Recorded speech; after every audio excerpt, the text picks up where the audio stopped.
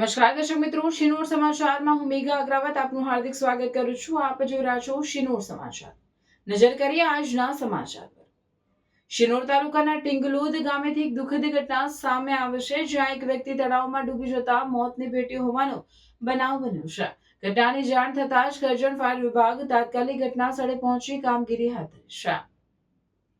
માહિતી મુજબ મૃતકની ઓળખ ટિંગલોદ ગામના રહેવાસી રાજેશભાઈ પરસોત્તમભાઈ વસાવા, ઉંમર આશરે 55 વર્ષ તરીકે થઈ છે. ફાયર વિભાગની ટીમે તાત્કાલિક સ્થળ પર પહોંચી આધુનિક બોડી સેન્સર ડિટેક્ટર અને બોટની મદદથી તળાવમાં શોધખોળ શરૂ કરી હતી. ભારે મહેનત અને લગભગ 1.5 કલાકની કામગીરી બાદ ટીમને સફળતા મળી અને મૃતદેહને બહાર કાઢવામાં આવ્યો હતો.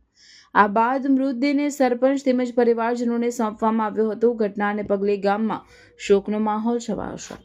રિપોર્ટર સંજય ખત્રી, શિનોર સમાચાર ન્યૂઝ, શિનોર.